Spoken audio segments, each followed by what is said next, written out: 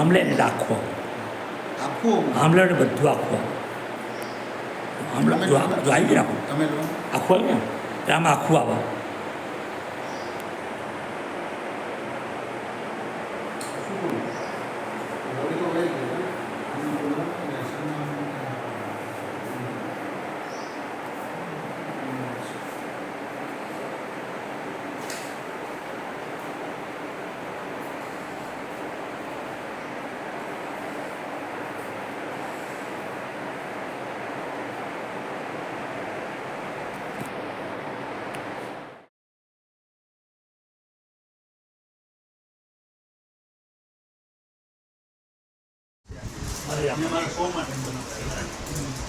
આખો આટલો પીસ 22,000 મારો ખર્ચમાં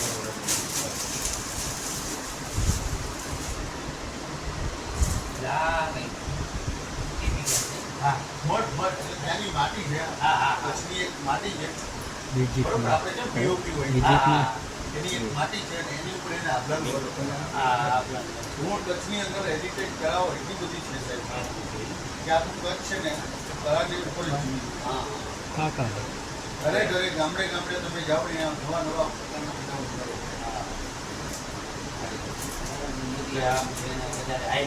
એને બાકી ચાલતું તો હોય પણ કે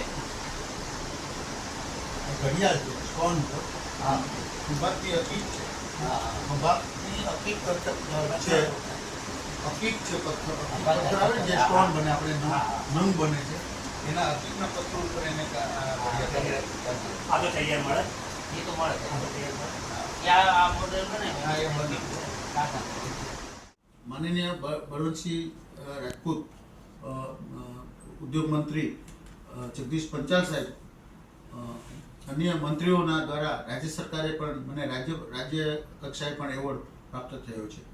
અન્ય એવોર્ડમાં હરિયાણા સ્ટેટના રાજ્યપાલના મને લગભગ 3 એવોર્ડ મને ત્યાંથી મળ્યા છે. દિલ્હી સરકારમાંથી પણ મળ્યા છે. દિલ્હી મેટ્રોમાં પણ મેં કામ કરેલું છે.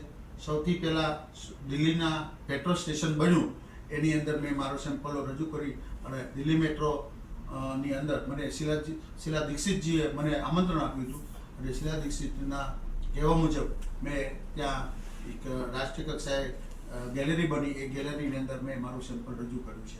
ત્યાં પણ અત્યારે હાલ તબક્કે ત્યાં મારું સેમ્પલ જીવંત છે.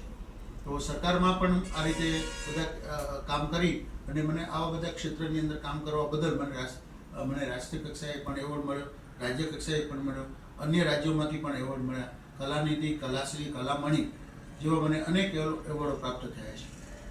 ખૂબ ખૂબ આભાર સાહેબ. ધન્યવાદ. અમારે સ્ટુડિયોમાં માહિતી આપવા બદલ આપણો ખૂબ ખૂબ આભાર. ધન્યવાદ.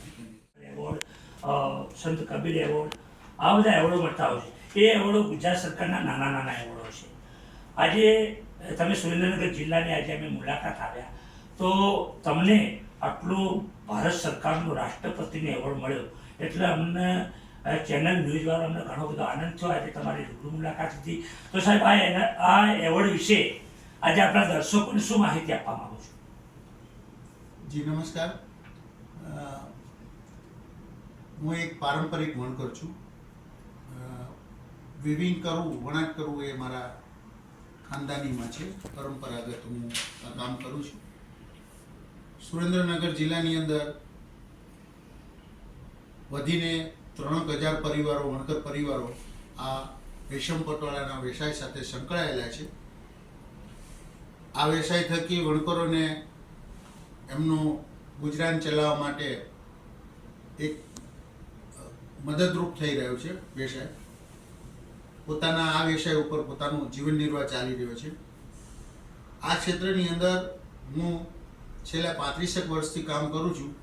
દરેક વણકરોના ઘેર ઘેર જઈને એ લોકોના મૂળ સમસ્યાઓ છે, જેવા કે કાચો માલ છે, માર્કેટિંગ છે, નવી ડિઝાઇનો છે, નવા કલરો છે. આ તમામ સમસ્યાઓ જે એમની છે કે જે એમની પાસે એનું નોલેજ નથી પણ હોતું. ગ્રામ્ય કક્ષાના વ્યુઅર્સ હોય છે, કારીગરો હોય છે, એ લોકો પોતે એવું સમજતા હોય છે કે વણકર એટલે પટોળા વણવા એટલે પટોળું જ. પટોળાની ડિઝાઇનોમાં કશું ઇનોવેશન ડેવલપિંગ નથી હોતું, કોઈ કલર મોડિફિકેશન નથી થતા, ડિઝાઇનો નથી થતી.